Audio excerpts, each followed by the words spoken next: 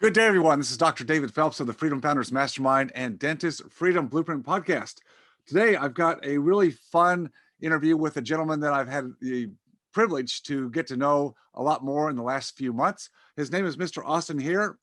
Austin is the Business Development Manager for Leaders Real Estate. You can find them at leadersre.com.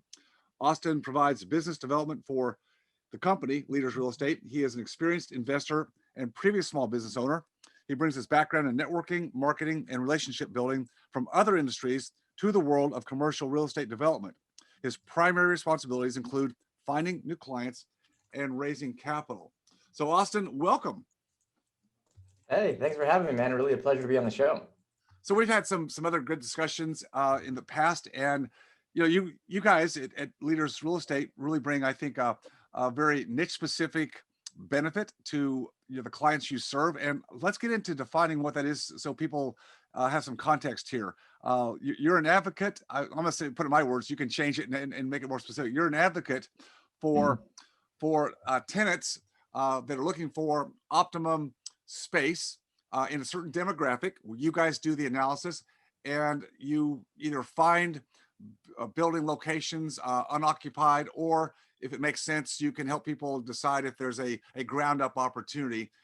Is that a fair assessment? You can add anything to it you want to, because you know your business. Yeah, sure. So, what we do is, we're commercial real estate developers and also brokers. And so the difference is when we develop, we buy the property on behalf of the tenant, and when we broker, we just find the property and we try and put we find the best property for the tenant. But what we really do is we work on the behalf of the tenant, right?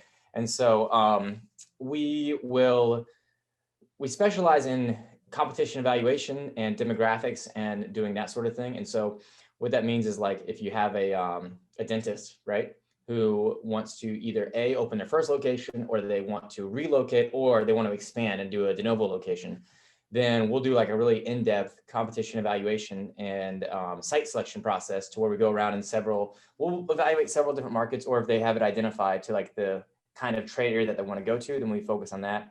But the thing is, like, site selection is just very, very important. And so we've kind of been getting well known by doing the extra work, like going the extra mile, because as a business owner, when you're opening up a new business in a new location, you typically take it on yourself to find the best site, and you may do a great job, or you may not know enough to do a great job. And it's really expensive mistake, because in any industry, leases are really expensive to get out of, and the wrong location can really cost you. And in dentistry, it's even worse, because you have one of the highest costs per square foot to build out, like $185 to $200 a square foot, which is crazy, right? And so picking the wrong location can really, really, really cost you a lot of money. And it's just crazy how many times we talk to people who they just say, I got my brother-in-law, or I got my golfing buddy, or my cousin, he's a commercial real estate broker, and so I just figured I'll let him do it. And they might not have zero experience in your specific industry. That's right. People are quick to try to want to help other people. I think too often we all get asked by people at networking places, or could be a social gathering or something, and you meet somebody, or their acquaintance, or their family member or friend, and we all want to serve and help. But you're right. There's a place, and this is particularly one of those where going cheap or trying to do it on the side makes no sense at all. You're right. I mean, you especially, but I've got plenty of stories about the same situation where people enter into leases and missed so many key points of the negotiation. But let's step back for a second, Austin, and let's talk about why a business owner might want to lease versus own the property, because you and I both have talked about, we both love real estate. We both love the benefits of ownership. And I think there's always a place for either investment or ownership of a business that houses a primary or secondary business. But why would it make sense in some cases to look at the leasing side? Yeah, there's a real popular saying that I think it got made popular by the billboards that you saw everywhere that said, "Stop throwing your money away on rent, buy a house." And so that just manifests in everybody's mind, like, oh, if I'm renting, I'm throwing my money away. Right. But it's not true. It's a gross generalization. It's an overgeneralization. And what we coach is, first and foremost, look for the right location. Okay. Don't get renting or buying out of your head, because like we talked about a second ago, the location is going to be the absolute most important. And so if it comes down to the fact that there's your perfect spot that's going to help your business the most is only available to buy, then we recommend buying that. And if it comes to the spot where it's only available to lease, then we recommend leasing it. But that should be the first decision. Now, let's just say all fields are equal. Okay. Everything, the sites are identical from every perspective, except one is for sale and one is for rent. Then at that stage, you got to ask yourself a question: where is my money best spent? Because, we're all limited by the amount of capital we have. Every single business. I think you and I talked about this earlier. Even Bill Gates said he wished he had 12 months worth of operating expenses in the bank account Yes. for Microsoft before he could feel comfortable, right? That's crazy. Yes. And so you can only do so many things with your money before you start to run out. And so in the case of buying versus renting for your business, a lot of people will look at buying as a diversification, like buying their building as a diversification for their business, because it's like, well, I own the practice and now at least I own the building. But that's also a little bit of a misconception, because the value of the building is directly tied to the business and the lease that's signed there, right? So if your business is doing really well, then your building is worth a lot more, right? If you move out of that building, or your business goes under, or you close down, or whatever reason, then the value of the building is going to fall a lot. And so it's not really as diversified as you might hope. It's still going to have intrinsic value because it is a physical asset. But if there's a good tenant in there who signed a long lease and they got good credit, that the value of the building, the cap rate, is going to be so much better. And so the other thing to think about is, what are you going to do with your money? And so generally speaking, if you are an individual location operator and you don't have plans on massively expanding, you just want to focus on this, like can propose, we can be proponents of buying the real estate for that. But the thing is, if you're trying to expand, you're trying to grow more locations, either de novo or acquisition, well, then that money is going to be better spent on those new locations, because it's going to require a significant down payment, right? And that money could be tied up for a long time. That's a big use of your capital. And you do get decent returns. It's very safe. You could say expanded maybe 10 to 14% annually, right? Give or take. And that's not bad at all. But when you put it into the business, I mean, you should be getting 30, 50% plus return. Plus, yeah. Yeah. So when you just look at it in terms of like, where's the best use of my money? It's not always at the real estate of your business. And we still propose, like, we're still proponents of investing in real estate for sure, just maybe not the one that's connected to your physical business. Well, that is such really good advice. And, I'm the same way. Obviously, what we do at Freedom Founders is we help our members, diversify out into investing, passively, where they don't have to do themselves, into real estate, because we believe in real estate. But to your point, I tell every one of our doctors or prospective ones, have you optimized your business? Before you go outside, have you done everything in your business, whether it's a solo unit, as you said, or expansion opportunities? Have you done everything there? Because that's where your biggest return is. And then, yes, once you've done that, you want to diversify and build additional investment portfolios and allocations. Sure, we can look at real estate. And so owning your own building at that point, if it makes sense demographically with where you are in your business model ascension, sure. So I love the fact that you guys at Leaders Real Estate, you get all that. You understand that. And I think that's a conversation, as you said, really needs to be at the outset when anybody is looking at a new location for whatever reason. Start there. Where's the best use of my money? And you guys are really good at doing that, is balancing that, having that conversation. So let's dig into some of the issues or mistakes. I know you've probably got a whole long list. You've probably got story after story to talk about, but what are some of the key elements that people who are not working with somebody who has experience or trying to do that on their own are going to make a mistake in? And you can start wherever you want to, but certainly you mentioned right off the bat, site selection. Just give a few examples there, if you've got some on the top of your head that would relay the message that we're trying to get across today. Sure. Yeah, I mean, there's so many different ways we could go with this, but one of the mistakes that we see is location bias. And this happens both from a business owner perspective and a broker's perspective, because a local broker will oftentimes think that they live in the area, they know it really well. They know the good areas and they know the bad areas because they live there. Same with the business owners. Like, oh, I live by this street, drive by this street, I see it's really, really crowded. And so you get in your head that either A, you don't have to go visit other sites and other locations or other trade areas because they're further away, or B, you just don't want to, right? And so you want to take it, like, that's why we recommend getting somebody who's maybe a little bit more national, because then you can take it from a broader perspective without any bias coming into it and just look at, okay, these are the demographics, this is the drive-by traffic, this is the daytime traffic, here's the income, here's the density. With those parameters, we've identified several different trade areas. And so if you can be non-biased and subjective in your thinking and willing to physically drive to different locations and take more time, then that's going to pay off. And so another thing is with location bias is the fact that you can just forego, it'll cost you opportunities. And so when you along the same playing field as location bias is just having multiple trade areas in your mind, right? So a trade area might be a 3 mile radius, 2 mile radius, whatever. We will all want to have them close to our house, or a certain distance away from our existing business, and that's great. But if you can identify 3 or 4 trade areas instead of just one where you have to go, then you're also increasing your chances like by 3 or 4-fold to get that perfect location that meets all those different check marks that you have to run your business. That's one of the mistakes that we see people making. Another one is just being lazy, because it's really easy to hop on CoStar or hop on LoopNet. And those are sites that commercial real estate agents and brokers will use. And just, you just say, get on your computer and you do a quick search. Okay. Yeah, we're looking for 3,000 square feet. Let's put in these parameters, 3,000 square feet within this, perimeter. And we got 3 locations popped up. Nothing else is here. That's like an extreme example, but there's a lot more things you can do, right? So for instance, could you what we like to do is we'll put in 10,000 square feet, and then we might say, okay, is this place demisable? Do we feel confident that we can bring in other tenants? Can we find other businesses to come work here, right? Or we might do 5,000 or 6,000, right? But it's like getting a little bit more. It takes a little bit more time and it's a little bit more work, but you're opening up the possibilities and it allows you to be more creative. Another thing is that, CoStar and a lot of the technology that we have, although it's getting better, it still doesn't have the greatest information. I mean, it's surprising, quite frankly, how outdated a lot of that stuff is online. And so you got to cross-reference that with Google Maps, right? And you got to physically drive the location. So in addition to checking out what's CoStar, that's great. That's step one.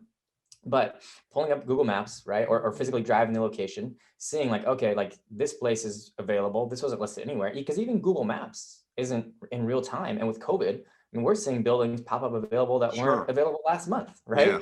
Yes. And so physically driving those areas, and then, okay, I see this spot, go on Google Maps, find the address, and then cross-reference that with the county appraiser or the property appraiser, physically get the owner's address, contact information, whatever. And that's, it just takes due diligence. It takes hard work. And that's why it's important to have somebody who's willing to put in the extra work and the extra effort. And then, the third mistake, kind of related to mistake number 2 is just being quick to write off an area too early. Like in the post-COVID or, I guess we're in the middle of COVID, you could say right now, there are new opportunities all the time. And so we recommend just once a month, just go, if you really want to be in an area, take a drive by, have somebody go drive by the areas that you're looking at and just see okay, did something pop up? Is there a restaurant that we could convert into, a medical use, a dental use, whatever. So those are 3 of the mistakes. I hope I'm not overwhelming people who are listening, but those. I think this is good. I mean, they relate, and even if people didn't totally get all of them or understand them, I think what we're trying to do is just see the fact that there's a lot of opportunity here if you have the data and work with somebody who's able to analyze data and open up, as you said, the funnel to more opportunities. Then again, I'm not putting down, and you're not either, local brokers and representation, but there is always a bias. You're 100% right. There's always a bias if you're from the area. You're gonna subconsciously look at certain areas more favorably than others. And you've got to just wipe that clean and say, let's just start with a clean slate. Let's learn some numbers, and then we can start looking at the areas. You mentioned, I want to follow up on this a little bit because it's I think it is a dynamic that we're right in the middle in Austin, and that is COVID. You're right. You said it, that dynamic is changing every day in certain markets, and the fact that that being on top of that, and I don't know, I'm just making this up, but if somebody really wanted to be in a certain area, and you guys had analyzed and looked at some certain trade areas, would it even make sense to proactively solicit owners of properties and let them know that you're looking in advance if you've got a little bit of time? Because again, from one month to another, COVID's causing businesses to consolidate and or shut down, and that's opening up lease spaces. Yeah. And that's not an approach that we've taken, but I mean, it is a good idea, right? The difference would be, how certain are you, how much conviction do you have over that trade area? Because if you really want to be in that trade area and that's the only one that you've identified, then reach out to a couple owners, just see if anybody's struggling. But if you've got, 3 to 4 trade areas, that's going to be a lot of work, right? That'd be And a so lot, that yeah. might be too much time to reach out to people. But yeah, if there's a particular area that you want, I mean, absolutely, because you might not know how that business is doing, or even better, like let's just say you frequent an area and it seems like, wow, there's really not a lot of traffic. This person really like has reduced their hours. If they're just obvious indicators that are saying this business is struggling, then yeah, that's a good idea to definitely reach out to those people. And like, yeah, and back to the point we talked about earlier, yeah, I don't want to sound like I'm hating on local brokers or anything like that. Just what we recommend specifically is using somebody who's done at least 10 deals in your specific industry, right? And so it sucks for somebody because they're not going to get the experience from you, but like it's not a charity, right? Like the stakes are too high. There's too much on the line when it comes to your actual business. There's other ways that you can help that person that you know is a commercial real estate broker besides handing him the keys to your most important decision that you're going to make, right? So true, so true. One of the terms we talked about was the term accredited tenant. A lot of people hear the term accredited investor. We don't need to go in that, but that certainly defines or delineates a certain caliber or financial caliber of someone who wants to invest, say, in different types of investments. An accredited tenant, what's kind of the definition of that? Yeah, and again, this is not like a hard 100% accurate answer. It just, generally speaking, like the more money you make, the more national visibility you have, the higher your EBITDA, like the more credit, the stronger your credit is, right? When you sign a lease. So to just give you two extremes, if I'm a landlord and I'm looking at renting out my space to two different people, like one of them is a mom and pop fitness center. Yep. That this is their first location, and the other one is a Starbucks. Well, obviously my chances of getting paid on the Starbucks are much greater. They're almost 100%, right? My chances of getting paid for the entire length of the lease on the mom and pop fitness center, especially we've seen them close down during COVID, is much, much less. Who knows what the percentage is. And nothing against them. I was a fitness owner. I was a mom and pop fitness guy when I started several years ago, right? I started there, but the thing is, you are going to get a higher return on your money, like more, you're gonna be able to sell that building for much, much, much higher, the better the credit of the tenant, the more accredited the tenant is. And so there's kind of like a sweet spot.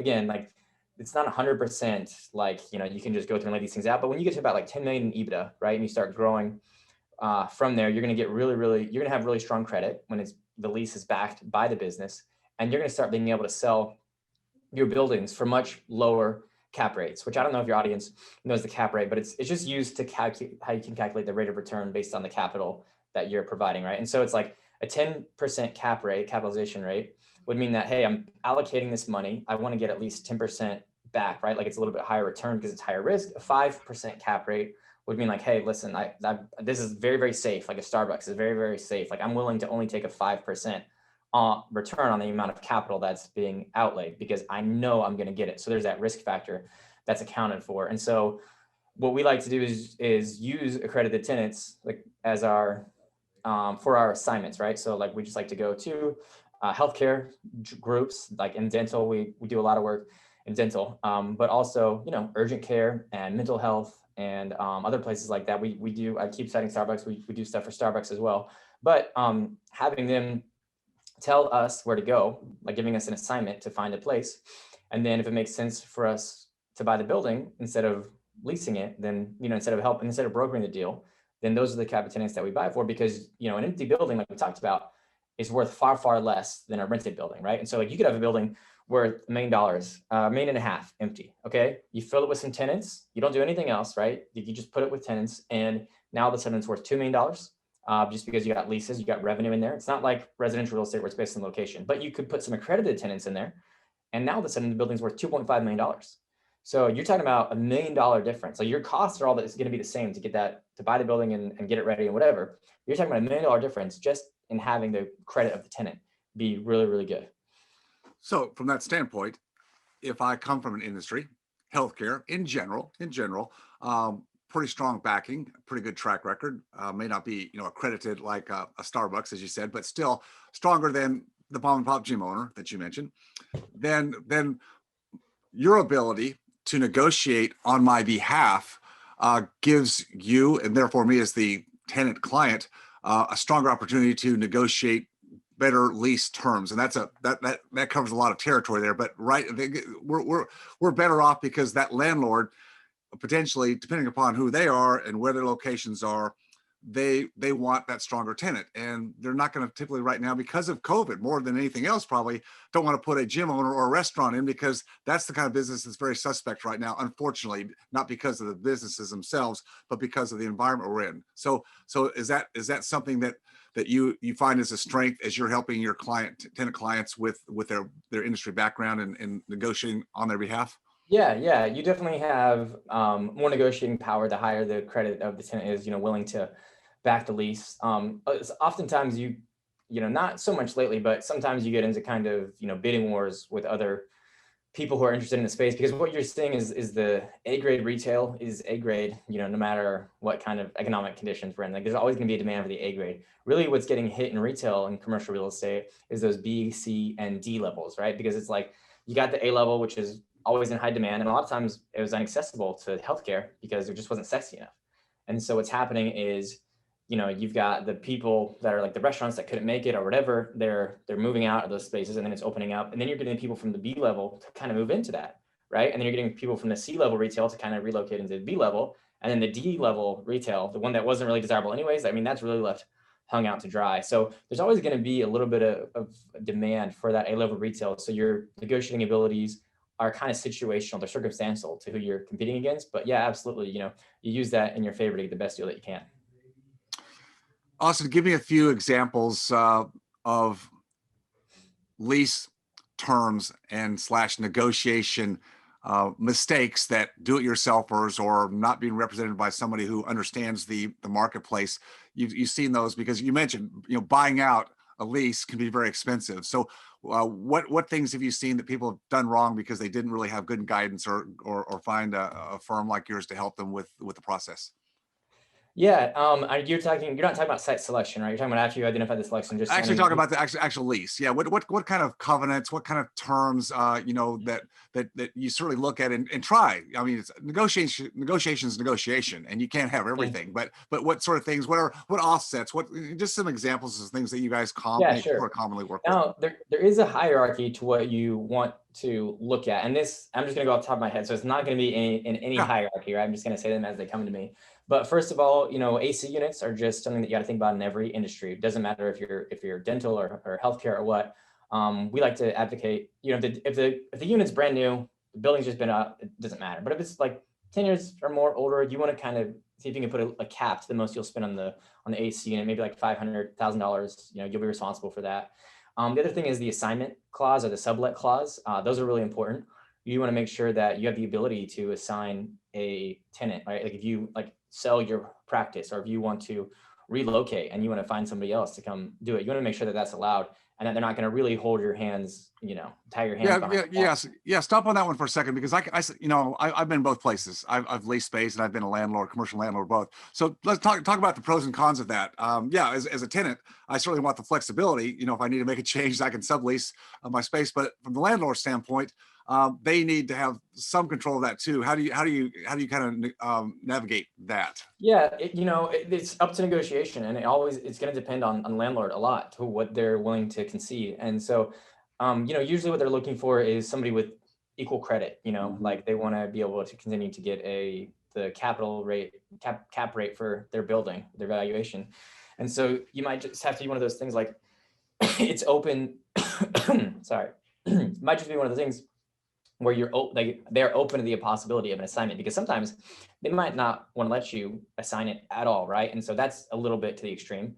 And then of course they're not going to let you but from the tenant, from the landlord's perspective, they don't want just anybody coming in off the street and they only were good for 1 month and they're out. You know what I mean? Like they vetted you for a long time. The worst thing that can happen is somebody comes in, they make changes or alterations, they break their lease early, and now not only are you out the lease, but you got to fix up this building in some way to get it ready. So there is compromise there. It's a little bit of middle ground. You got to think about it from their perspective, but it's just having those things like, hey, if you can get a tenant, like a similar use. And the other thing is just the use. Obviously, it's a medical professional retail plaza. they're not going to want you to rent, sublet, or give an assignment to a tobacco shop or a vape shop or a tattoo parlor. You know what I mean? So the use, and it's just common sense, but it just makes sense. So like, but defining those things ahead of time, like, hey, try and get as much clarity as you can. And maybe there's some wiggle room, when it comes to an assignment. Does that make sense? Yeah, no, that's good. That's good. All right. A couple of examples of lease terms that should be looked at or considered. Yeah, so tenant improvement is a big one. You can get a lot of tenant improvement up front, like 6 figures sometimes too. Now, the thing is that's going to cost you, like that's going to increase your rent long term, right? Like, and so if you're going to be there a really long time, it might make sense to get some tenant improvement up front, like because well, it'll make sense. It may or may not make sense either way, but the benefits of long time versus short time. So if you get a lot of tenant improvement up front, that obviously that's going to last, like you can build out a really nice space. It's going to last you a long time. Now, the downside is when it comes to renew your lease, let's just say in 10 years, if you have got an increased rent because the build out, you took a lot of tenant improvement for the build out, that could affect you when you come to renew. So you want to make sure that like you're paying market rent, because it'll actually cause you to pay above market rent if you take a lot of TI. And so making sure when that lease renews, like you're going to be able to go back down to market rent or get an equal amount of TI when that happens. So it's being careful for things like that, because renewals are really easy to not worry about because it seems so 10 years, 5 years, even 5 years seems like so far away, right? But it happens before you know it. So it's like really being careful because and if it's hard to relocate because it's a high cost per square foot to build out, some landlords will take advantage of that, unfortunately. And so yeah, being really conscientious about what the renewal terms are, what you're agreeing to is a good one. And then the make good clause. So some landlords will require that you make the place good again, like you essentially deliver it the same way that you got it. And if you're doing a whole lot of construction to it, that could be very, very expensive. So sometimes it's just a formality that it's in there and they'll just completely let it go. They'll throw it out, no questions asked. Sometimes you might just be able to come to a middle ground by putting in a cap, like, okay, I'll make it good. I'll pay up to X amount per square foot to make it good again, right? So that's another one that you need to think about. Subletting, that's kind of like very similar to assigning the lease. It's just you're essentially in a sublet, you're responsible. You're still on the hook for the lease no matter what. So, but like you should want that in your lease clause just as a last resort, right? Like as a worst case scenario. And then, yeah, you can play, going back to the TI thing, you can play with those numbers a bit too. Depending on the landlord's motivation, what they're trying to do. If they just bought the building and they're trying to flip it for a profit, they're more likely to give you a lot of TI because it's going to raise the rent and then they're going to value that building a lot higher. Exactly. Right. Exactly. But if they're an older person or they've had the building a long time, they just want to sit back and collect cash flow. Well, they're much less likely to give you high TI, but then you can negotiate, of course, cheaper rent in that situation. So you can use those situations either way to your advantage if you know what the landlord's motivation is. And that just takes a conversation. Yeah, no, this is so good. Well, it is. It's conversation. You're dealing with people. I mean, that to me, that's the fun of it. I think that's where you guys have fun because there's all these variables, and I think of it like puzzles, pieces of a puzzle. And there's all these variables, and you just get to kind of with the work of the other person, arrange them in a way that's best suits both parties, and you can balance and counterbalance them in different ways to make it work. But if you don't know what they are, you see the puzzle is just one big puzzle piece, and that's all you see. You're missing huge opportunities. That's the whole point of our discussion. I like that metaphor. Yeah, viewing it like a puzzle. Because it's it might not rearranging go it. in chronological order at all. If you're Exactly. working on making that complete picture. Well, Austin, this has been really good.